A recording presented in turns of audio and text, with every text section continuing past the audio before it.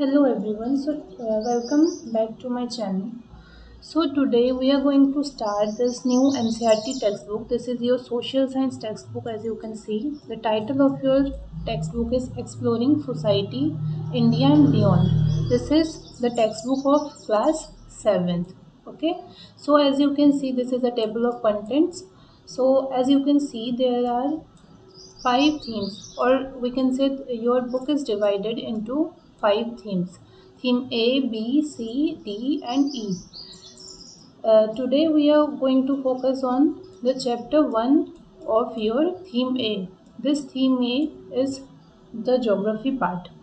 Okay, so as you can see, this is the chapter 1, geographical diversity of India. So at the starting there is a quote given by Sri Aurobindo. Let's understand this. To us, by its very geography, the country, India, appears to be quite distinct from other countries, and that itself gives it a certain national character.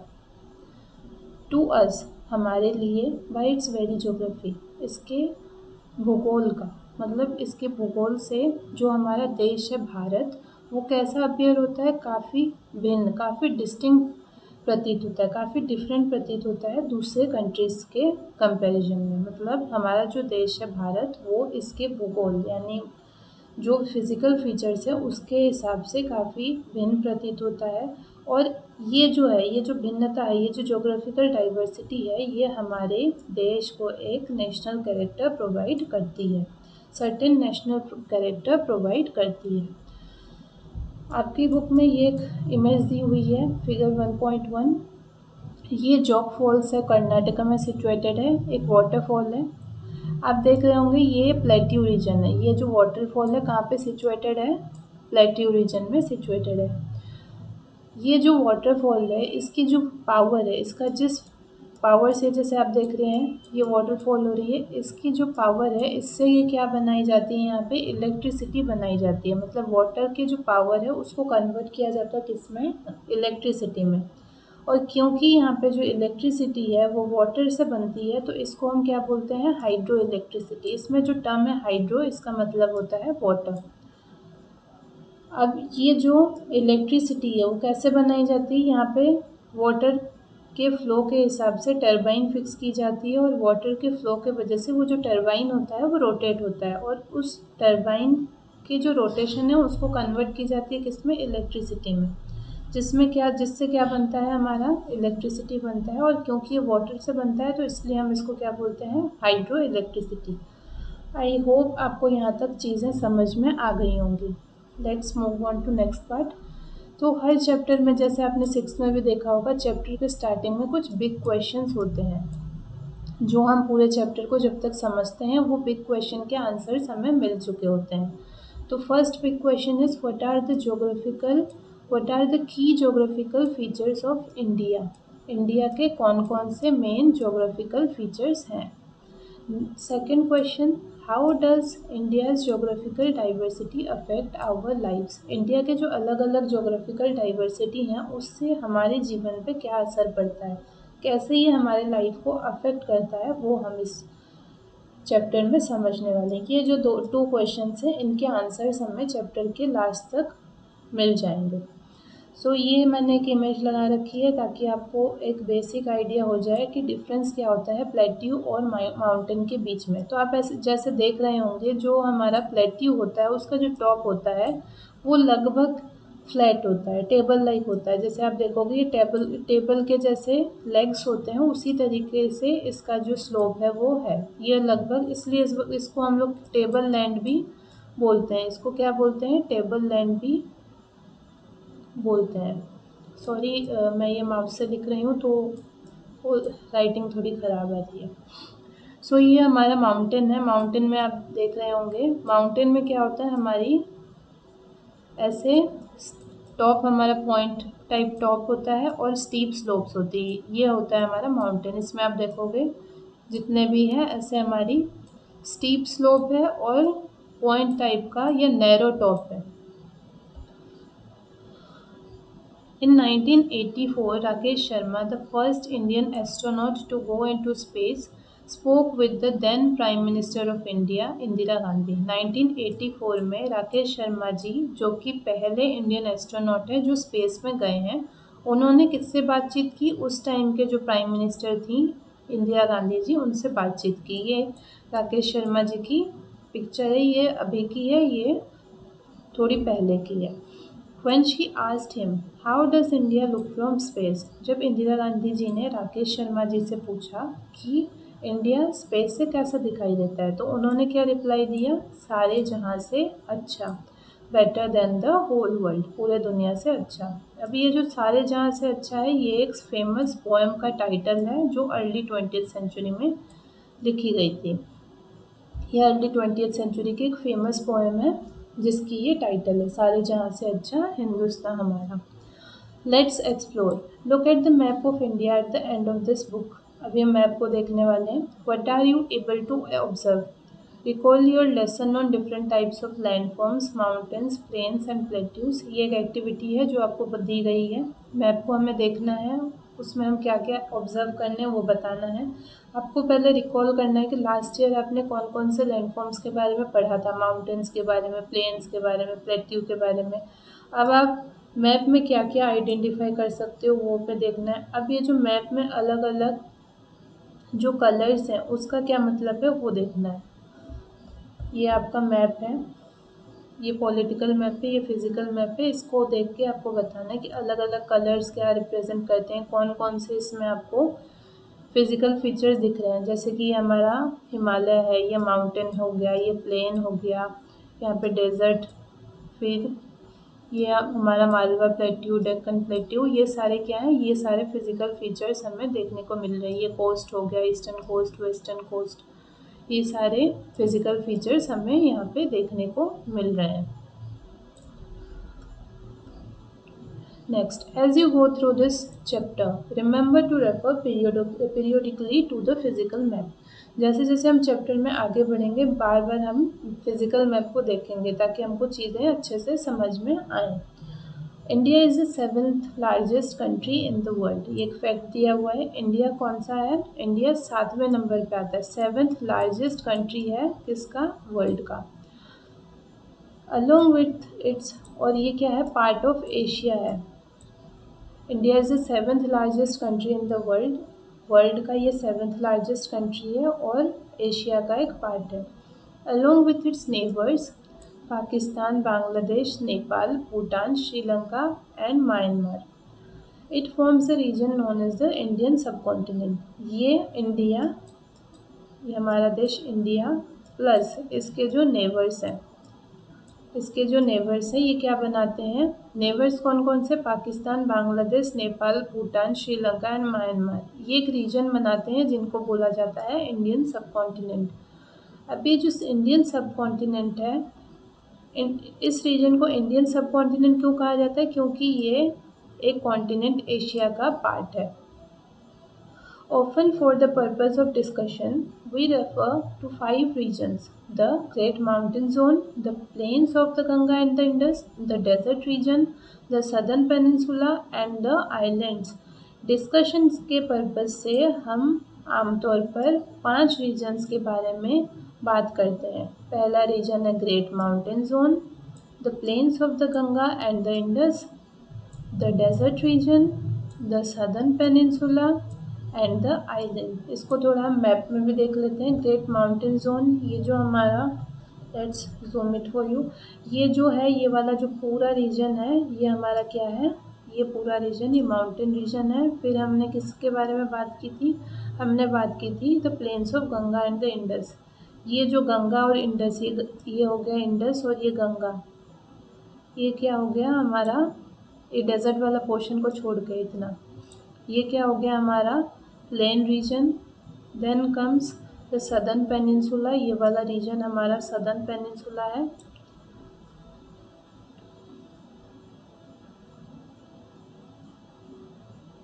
The desert region and the island, ये हमारा desert region हो गया, great Indian desert वाला region, ये desert region. And then ये हमारा island. ये सारे 5 हमारे रीजन्स है जिनके बारे में हम बात करने वाले हैं।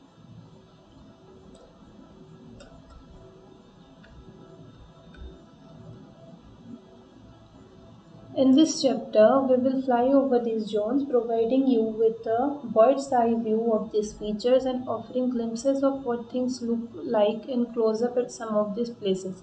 इस पूरे चैप्टर में हम बर्ड्स आई व्यू से देखने वाले हैं, जैसे मान लो एक बर्ड चिड़िया उड़ती है, चीज़ों को कैसे वो देखती है, मतलब एरियल व्यू भी हम देखने वाले हैं और चीज़ों को पास से भी देखने वाले हैं, क्लोजअप से भी देखने वाले हैं कि ये जो जगह है, ये जो फीचर्स है वो पास से कैसे दिखाई देती है। अभी इस स्टेज में हमें ये सब चीज़ें थोड़ा डिटेल में जानना थोड़ा मुश्किल होगा, क्योंकि इंडिया काफ़ी कैसा है, इंडिया बहुत ज़्यादा लार्ज और डाइवर्स है। ऐसा है, इंडिया बहुत लार्ज एंड डाइवर्स है। The Himalayan mountain range stands as a natural barrier in the north, while the Thar Desert and Arabian Sea marks its western limits. To the south, the Indian Ocean, and to the east, the Bay of Bengal form a natural boundary. यहाँ पे हम क्या बात कर रहे हैं कि जो हमारे ये नेचुरल बाउंड्री इंडिया जो है उसकी जो नेचुरल बाउंड्री है उसके बारे में हम बात कर रहे हैं। अगर क्वेश्चन आएगा right a short note on the natural boundary of India, तो उसमें हम इसको एज अ आंसर ये लिख सकते हैं अपने वर्ड्स में। जो हिमालयन माउंटेन रेंज है हमारा, ये मैप है हमारा, ये जो हिमालयन माउंटेन रेंज है ये हमारा नॉर्दर्न पार्ट, नॉर्दर्न बाउंड्री है, नॉर्दर्न मोस्ट बाउंड्री है। फिर हमारा ये जो थार डेजर्ट प्लस अरेबियन सी ये हमारा वेस्टर्न बाउंड्री है। वहीं पे जो हमारा इंडियन ओशन है ये हमारा सदर्न बाउंड्री है, ये सब नेचुरल बाउंड्री है। और बे ऑफ बंगाल हमारा ईस्टर्न बाउंड्री है। ये हमारी क्या है, नेचुरल बाउंड्री की बात हम लोग कर रहे हैं। These geographical features create a separation between India and the rest of the continent and have played a crucial role in shaping India's climate, culture and history. ये जो सारे जोग्राफिकल फीचर्स हैं वो क्या करते हैं, इंडिया को बाकी कॉन्टिनेंट से थोड़ा सा अलग करते हैं, एक सेपरेशन क्रिएट करते हैं, और ये बहुत ही ज़्यादा इम्पोर्टेंट क्रूशियल रोल प्ले करते हैं इंडिया के क्लाइमेट, कल्चर और हिस्ट्री को शेप करने में। इसका मतलब क्या है, इसका मतलब ये है कि जो हमारे अलग अलग, मान लो कहीं पे प्लेट्यू है, कहीं पे माउंटेन है, कहीं पे प्लेन है, तो उसी हिसाब से क्या होगा, हमारी जो नेचर है, नेचर के हिसाब से क्या होगा, हमारा कल्चर शेप होगा, हमारा क्लाइमेट भी वैसा ही होगा। अलग अलग क्लाइमेटिक चेंजेस, जो क्लाइमेट है वो भी उसी के हिसाब से होगा। और हिस्ट्री जैसी हमारी कल्चर होगी उसी हिसाब से हमारी हिस्ट्री भी शेप होगी।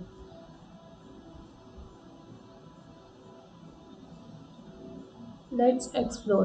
Do you recall your lesson on latitudes and longitudes? Look at the map. Can you read approximately the latitude and longitude where India lies? अब हमें ये जो हमने लास्ट ईयर पढ़ा था लैटिट्यूड एंड लॉन्गिट्यूड्स के बारे में, उसके वो जो लेसन था उसको याद करना है। फिर हमें मैप को देखना है और हमें बताना है कि अप्रोक्सीमेटली जो हमारा लैटिट्यूड और लॉन्गिट्यूड कौन कौन से हैं जहाँ पे इंडिया लाई करता है। अब ये देखिए हमारा ये मैप है, इंडिया जो है लाई करता है, ये हमारा 10 डिग्री नॉर्थ है, ये हमारा 10 डिग्री नॉर्थ है। इससे थोड़ा ऊपर हमारा इंडिया लाई करता है, जिस वजह से ये देखिए ये 9 ये 8, लगभग 8 डिग्री नॉर्थ। और यहाँ पे ये लैटिट्यूड्स हैं 8 डिग्री नॉर्थ से 37 डिग्री नॉर्थ। ये हमारा अप्रोक्सीमेटली क्या है, लैटिट्यूडिनल एक्सटेंट है। वहीं पे हमारा लॉन्गिट्यूडिनल एक्सटेंट अगर आप देखेंगे ये है 68 डिग्री, 68 डिग्री ईस्ट,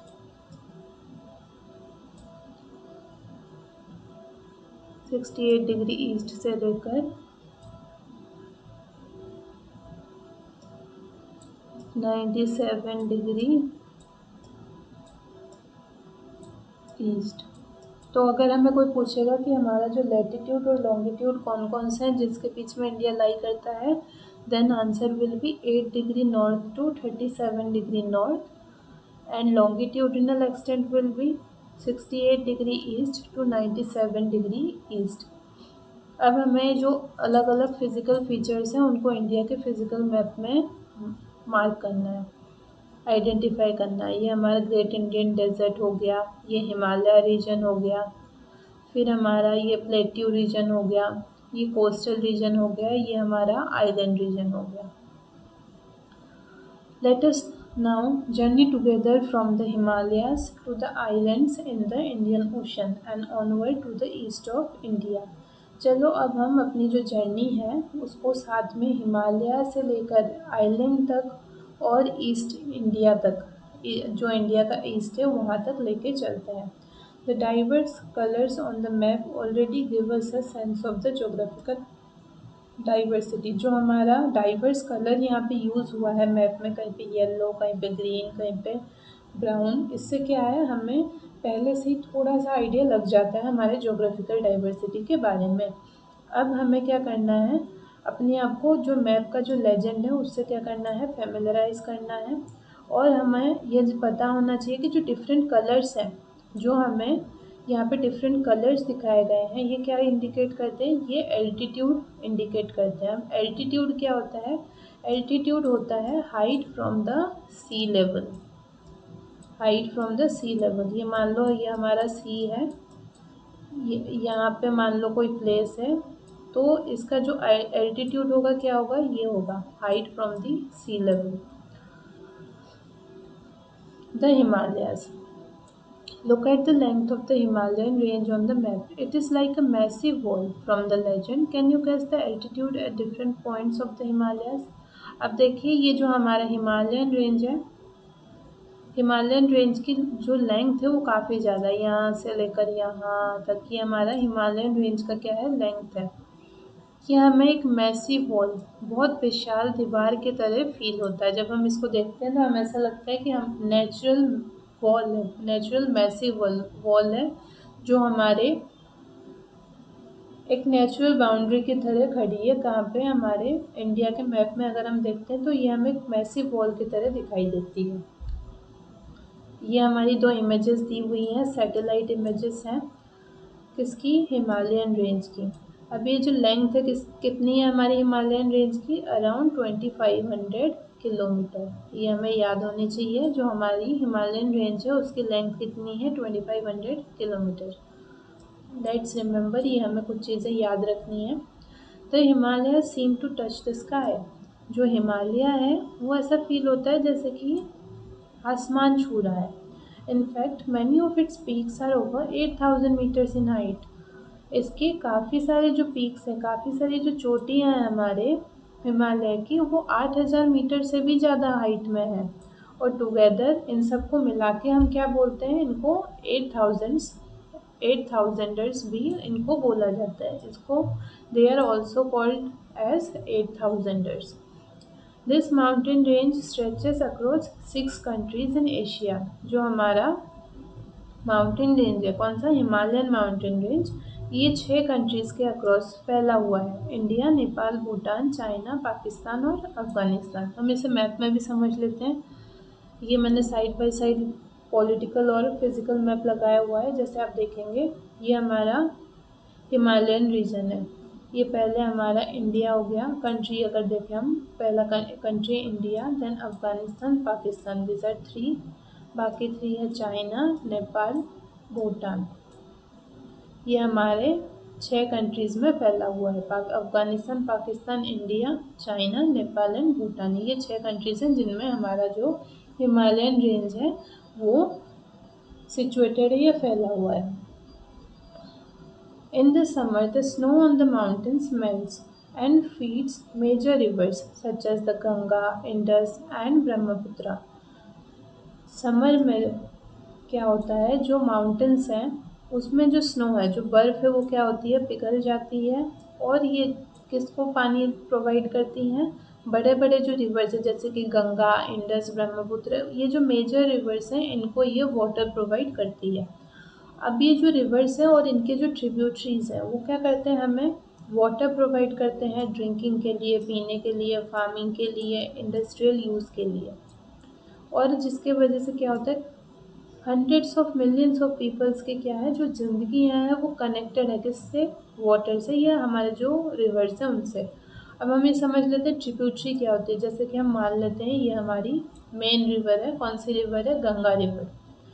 नाउ जैसे ऐसे मान लेते हैं, ये मान लो यमुना रिवर है, ये मान लो भागीरथी है, अलकनंदा है, कोई भी एक रिवर हम मान लेते हैं। तो ये जो रिवर ये है, ये ब्रांचेस जैसे दिखाई देती हैं। जैसे कि अगर हम इसको एक ट्री मान लें, ये वाले पूरे पार्ट को हम एक ट्री मान लें, तो ये क्या है? ये इसकी ब्रांचेस की तरह फील होती है, दिखाई देती है। इसी को हम लोग क्या बोलते हैं? Tributary, branch of the river, right. तो ये जो ट्रिब्यूटरी है प्लस हमारी जो मेन रिवर है, वो क्या करती है? हमें वाटर प्रोवाइड करती है।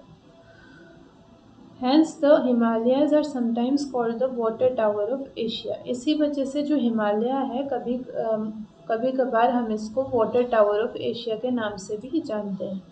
अब मान लो एक क्वेश्चन आता है 3 मार्क्स का कि why is the Himalaya sometimes called as the water tower of Asia. तो उसका आंसर क्या होगा?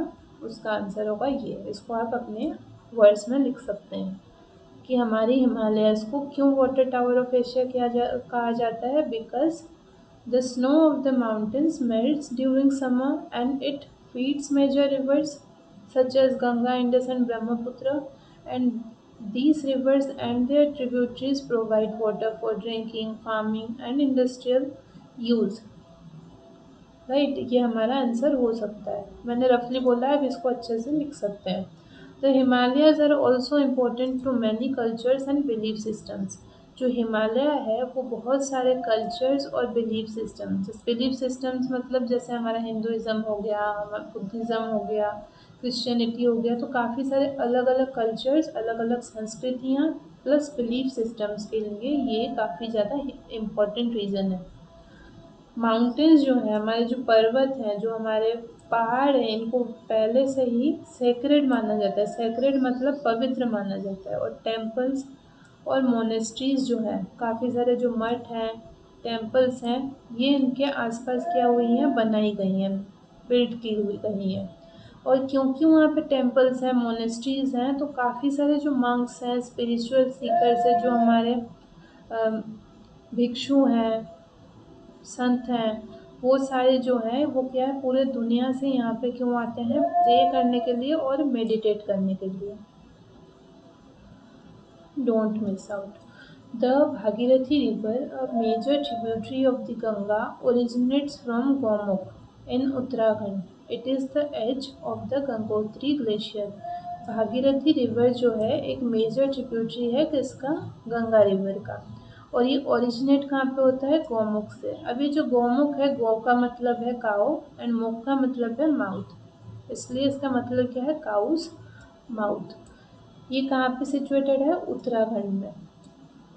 ये एज है किसका? गंगोत्री ग्लेशियर का। It is the edge of the Gangotri glacier. अब ग्लेशियर का मतलब क्या होता है? ग्लेशियर का मतलब होता है हिम नदी, आइस ऑफ द रिवर, और रिवर आइस भी हम इसको बोल सकते हैं। The glacier is one of the largest in the Indian Himalayas. अब ये जो गंगोत्री ग्लेशियर है इंडियन हिमालय का, ये one of the largest glacier है। इसको भी, ये जो रीजन है गोमुख रीजन, इसको भी हम क्या मानते हैं?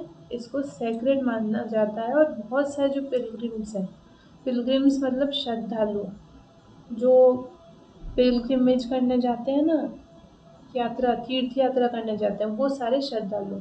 गोमुख जो है इसको एक पॉपुलर ट्रैकिंग डेस्टिनेशन भी माना जाता है। जब भी हम नेक्स्ट टाइम आप देखेंगे, गंगा के बारे में सुनेंगे, तो आपको याद होना चाहिए कि इसकी जो जर्नी है वो कहाँ पे स्टार्ट हुई थी? वो गोमुख में स्टार्ट हुई थी। ये 2 इमेजेस हैं गोमुख रीजन के। अब ये बहुत इंटरेस्टिंग टॉपिक है, how the Himalayas were formed, an interesting story. A long, long time ago, India was part of a much bigger landmass called Gondwana, where its neighbor was Africa. At some point, it broke away and slowly started moving north. अब हमें यहाँ पे क्या बताया जा रहा है कि बहुत बहुत साल पहले जो इंडिया है वो एक बहुत बड़े लैंडमास जिसका नाम गोंडवाना था, उसका ये क्या था? हिस्सा था, पार्ट था, जहाँ पे इसका नेबर, जहाँ पे इसका पड़ोसी लैंडमास कौन सा था? किस किस इसका नेबरिंग लैंडमास कौन था? Africa. At the same point, एक पॉइंट पे आके क्या हुआ, जो हमारा इंडियन रीजन है वो ब्रोक अवे हो गया, वहाँ से टूटा और धीरे धीरे वो नॉर्थ की ओर मूव करना इसने स्टार्ट किया। About 50 million years ago, 50 million साल पहले क्या हुआ, ये लैंडमास जिसका नाम यूरेशिया था वहाँ पे ये पहुँचा, ये यूरेशियन प्लेट है, यहाँ पे ये पहुँचा और फिर क्या हुआ, कोलाइड किया इसने, वहाँ पे ये टकराया।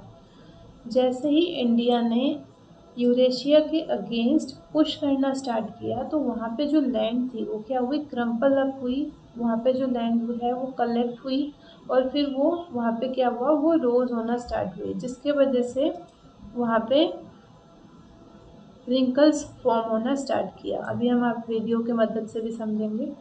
इसी तरीके से क्या हुआ, जो हमारी हिमालयन रीजन है वो फॉर्म हुई। ये आप इमेज भी देख सकते हैं, हम एक वीडियो की मदद से भी।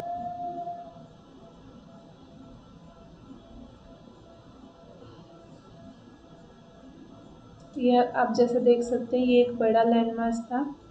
इस लैंडमास से हमारा ये जो इंडियन रीजन है, आपको यहाँ पे फोकस करना है, ये धीरे धीरे क्या हो रहा है, सेपरेट हुआ, यहाँ से अलग हुआ, सेपरेट होके ये नॉर्थ की ओर मूव कर रहा है। ये हमारा यहाँ पे यूरेशियन प्लेट है, यहाँ से क्या हुआ, ये कोलाइड हुआ। ये देख रहे हैं आप, कई कई मिलियन ईयर्स लगे इसको ये करने में। यहाँ पे ये कोलाइड होगा, यहाँ पे कोलाइड होके ये हमारे रिंकल्स फॉर्म हुए। यहाँ पे जैसे कारपेट को हम, ये हमारी रिंकल्स फॉर्म हुए और इस तरीके से हमारा जो हिमालयन रीजन है वो फॉर्म हुआ। आई होप आपको ये समझ में आ गया होगा। Amazingly India is still pushing into Asia today.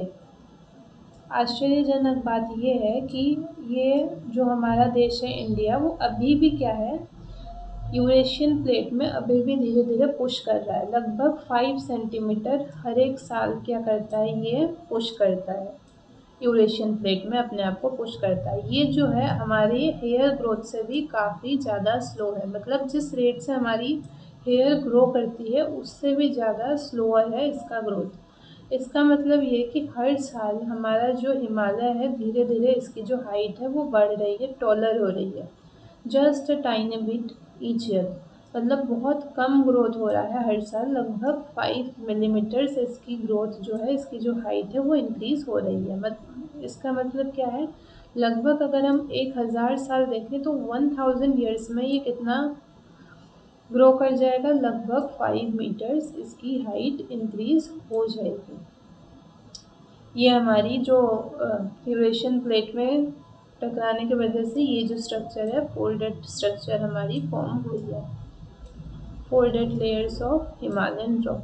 अब ये जो टर्म है Himalaya, the word Himalaya is a combination of 2 Sanskrit words. जो वर्ड है हिमालय वो 2 संस्कृत वर्ड्स का कॉम्बिनेशन है। पहला वर्ड है हिम, जिसका मतलब है स्नो, बर्फ। दूसरा वर्ड है आलय, मीनिंग अबोड और ड्वेलिंग, घर। हिमालय का मतलब है अबोड ऑफ स्नो, स्नो का घर या abode of snow. I hope आपको ये समझ में आ गया होगा। अब हम ये वाला इमेज थोड़ा समझ लेते हैं। तो जैसे हम लोगों ने ये पूरा पढ़ा कि कैसे हिमालयस फॉर्म हुए थे, तो इसमें हम ये समझ लेते हैं, ये हमारा जो बहुत साल पहले क्या था, पूरी की पूरी धरती में एक सिंगल बड़ा सा मैसिव सा एक लैंड मास था, जिसको हम पेंजिया बोलते थे। उसका जो नॉर्दर्न रीजन था उसको हम लोरेशिया बोलते थे, सदर्न रीजन को गोंडवाना लैंड। अब क्या हुआ, जो हमारा इंडिया था वो किसका पार्ट था, गोंडवाना लैंड का, और किसका नेबर था, अफ्रीका का। बाकी पूरी जो स्टोरी है हमें पहले से पता है। अब हमें कैटेगरीज पढ़ने हैं हिमालयन रीजन के। तो जो हमारा हिमालयन रीजन है, हिमालयन रेंज है, वो 3 मेन रेंजेस में बटा हुआ है। जैसे आप इमेज में देख सकते हैं, ये कैसे रेंजेस हैं, पैरेलल रेंजेस है। हमने मैथ्स में पैरेलल लाइन पढ़े थे, वैसे लाइन जो कभी भी एक दूसरे से मीट नहीं करते, वैसे ही ये क्या है, पैरेलल रेंजेस हैं। पहला रेंज जो है वो है ग्रेटर हिमालय, दूसरा रेंज है लेसर हिमालय और तीसरा रेंज है शिवालिक्स। पहले हम हिमाद्री या ग्रेटर हिमालय के बारे में पढ़ेंगे।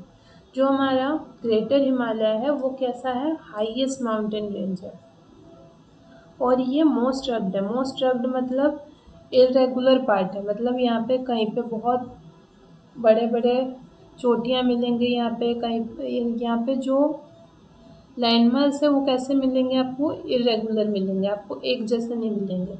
इसमें जो ये हिमाद्री रेंज है वहाँ पे काफ़ी बड़े बड़े पीक्स हैं, जैसे कि माउंट एवरेस्ट और कंचनजंगा। ये सारे जो पीक्स हैं वो हमें कहाँ पे मिलेंगे, हिमाद्री में। ये जो रीजन है वो लगभग स्नो कवर्ड रहता है पूरे साल के लिए। यहाँ पे जो लाइफ है कैसी है, टफ है, मुश्किल है, और यहाँ पे ज़्यादा ह्यूमन सेटलमेंट्स नहीं है।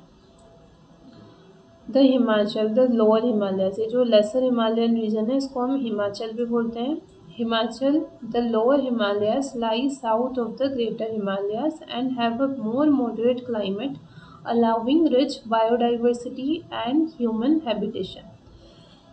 तो जो हिमाचल रीजन है, लेसर हिमालय या लोअर हिमालय, ये ग्रेट हिमालय के साउथ में है, और यहाँ पे जो क्लाइमेट है वो ग्रेटर हिमालय के कंपैरिजन में कैसा है, मॉडरेट क्लाइमेट है, मीडियम, मॉडरेट यानी मीडियम क्लाइमेट है। और यहाँ पे क्या है, रिच बायोडाइवर्सिटी है, और यहाँ पे ह्यूमन हैबिटेशन भी, यहाँ पे लोग भी रहते हैं।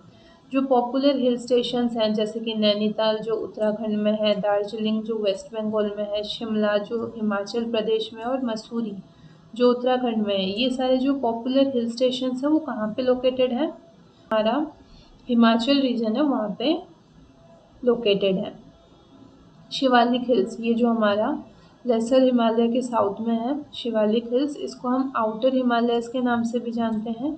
ये सबसे आउटर मोस्ट रेंज है और सबसे लोएस्ट रेंज है। हाइट अगर हम इसकी देखें तो इसकी हाइट सबसे कम है। अब यहाँ पे काफ़ी सारे रोलिंग हिल्स हैं और डेंस फॉरेस्ट है, काफ़ी घने जंगल और रोलिंग हिल्स हमें यहाँ पे मिलेंगे।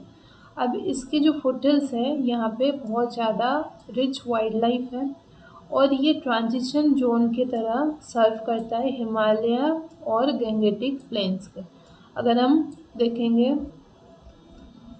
मैप में, ये हमारा हिमालयन रीजन है, तो ये जो शिवालिक रीजन है वो गंगेटिक प्लेन और हिमालयन रीजन के बीच में ट्रांजिशन जोन की तरह काम करता है, वर्क करता है।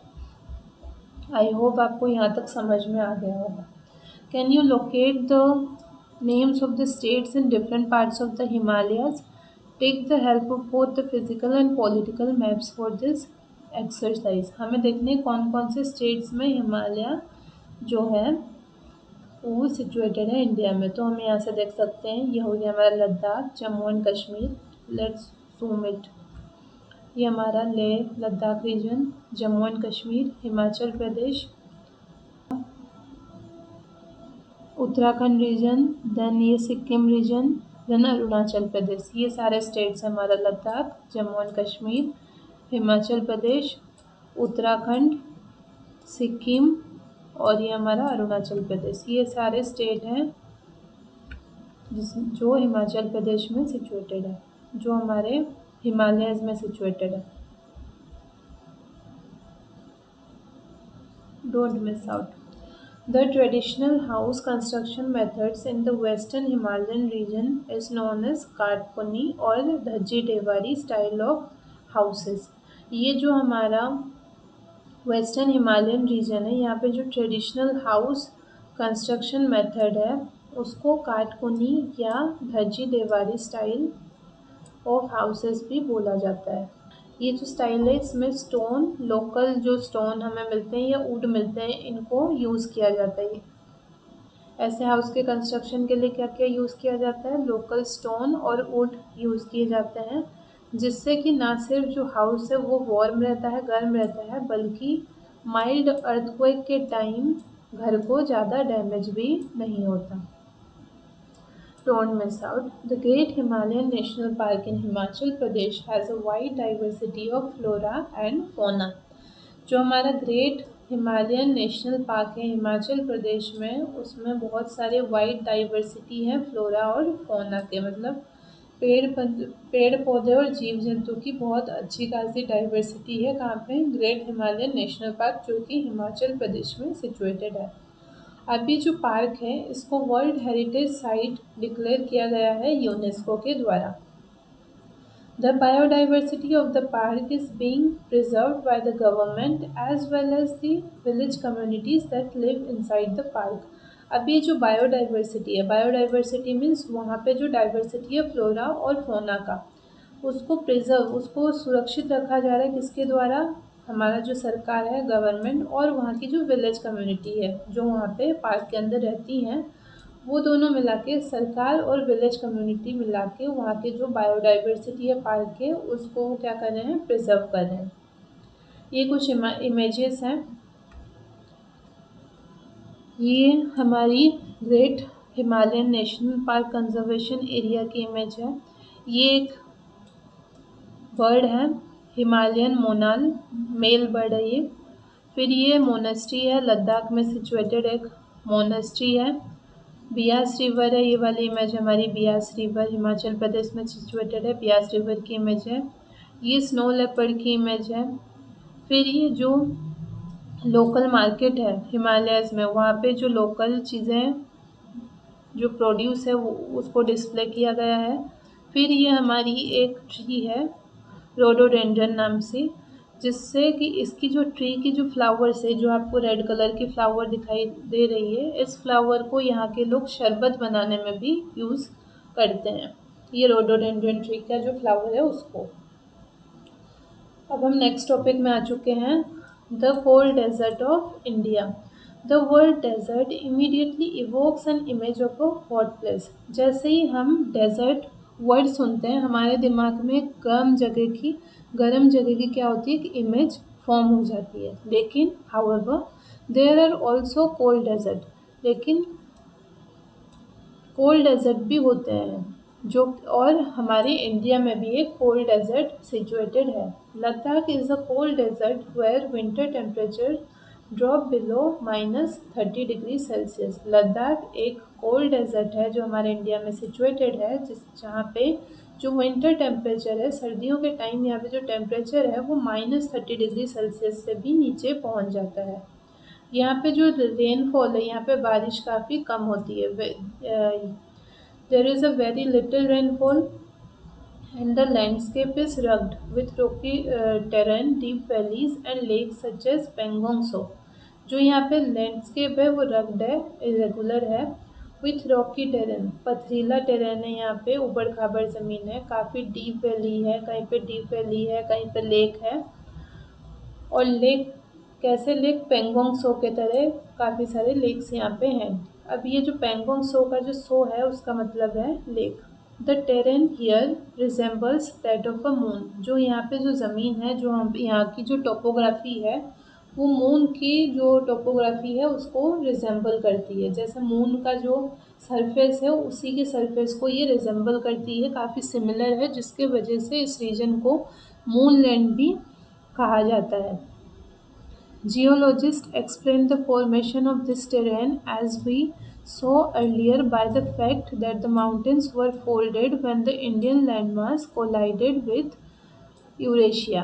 अब जियोलॉजिस्ट क्या कहते हैं कि ये जो टेरेन है वो कैसे फॉर्म हुआ है? जैसे माउंटेन्स जो थे वो जब इंडियन लैंडमास यूरेशिया से कोलाइड हो रहा था तो उसके वजह से क्या हुई थी? फोल्डेड माउंटेन थी, जैसे हमने यहाँ पे देखा था। कोलाइजन के वजह से क्या हुआ था? हिमालयन जो लैंडमास था वो क्या हुआ था? कोलाइड हो गया था और फोल्ड हो गया था। अब ये जो फोल्डेड पोर्शन था वो क्या था? पार्ट ऑफ ओशन था, उस समय का जो महासागर था उसका पार्ट था। इसी के वजह से जो रॉक्स है इस एरिया के वो क्या हैं? ज़्यादातर सैंड या क्ले के बने हुए हैं, और विंड और रेन के वजह से जो इरोजन हुई है उसके वजह से, जैसे हम ये फोटोग्राफ देख रहे हैं, इस विंड और रेन की वजह से, इरोजन की वजह से ऐसे शेप हमारे फॉर्म हो गए हैं। अब यहाँ का जो क्लाइमेट है काफ़ी हार्श है, इसके बावजूद भी जो लद्दाख है वो काफ़ी यूनिक वाइल्ड लाइफ को सपोर्ट करता है, जैसे कि snow leopard, ibex, Tibetan antelopes. ये हमारे क्या है, वहाँ की वाइल्ड लाइफ है। Despite the harsh conditions, Ladakh is home to unique wildlife like snow leopards, ibex, and Tibetan antelopes. The Ladakhi people lead a simple life. जो लद्दाख के जो लोग हैं काफ़ी सिंपल लाइफ जीते हैं. The region is known for its ancient monasteries. ये जो रीजन है यहाँ पे काफ़ी सारे एंशियंट मोनेस्ट्रीज हैं, जाना माना ही है अपने एंशियंट मोनेस्ट्रीज की वजह से और कलरफुल फेस्टिवल्स की वजह से। जैसे कि एग्जांपल है कुछ कलरफुल फेस्टिवल्स की, लोसर एंड हेमिस फेस्टिवल। अभी ये जो इमेज है ये पेंगोंग सो लेक लद्दाख की इमेज है। ये जो लेक है इसकी जो वाटर है कैसी है, सॉल्टी है। बाकी लेक्स जो होती हैं उसके कंपैरिजन में इसका जो वाटर है कैसा है, सॉल्टी लेक वाटर है। और ये जो सॉल्टीनेस है वो कहाँ से आई है, मिनरल्स जो थे माउंटेन एरियाज़ के वो जब वाटर में डिज़ोल्व हुई है उसके वजह से इसका जो वाटर है वो सॉल्टी वाटर बन गया है। मतलब माउंटेन रीजन में जो मिनरल्स हुआ करते थे वो जब पानी में डिज़ोल्व हुए उसकी वजह से क्या हुआ, वाटर सॉल्टी हो गया। अब ये एक इमेज है लद्दाख, जो हिमालय के जो रीजन है उनके लिए क्या है, याक्स बहुत ज़्यादा इम्पोर्टेंट है। Yaks are very important for the lives of people in the Himalayas. जो हिमालय के जो लोग हैं उनके लिए याक्स काफ़ी ज़्यादा इम्पॉर्टेंट है। ये याक की इमेज है। They are reared for their milk. इनको पाला जाता है किन किन चीज़ों के लिए, उनके मिल्क, मीट, वूल और डंग के लिए, और इनको ट्रांसपोर्टेशन में भी यूज़ किया जाता है। So this is the end of this video. ये पार्ट 1 है। बाकी जो चैप्टर है उसको हम पार्ट, हो सकता है कि 3 to 4 पार्ट्स हमें बनानी पड़े इस चैप्टर में। बाकी जो लेसन है हम उसको बाकी पार्ट्स में समझेंगे। Thank you all.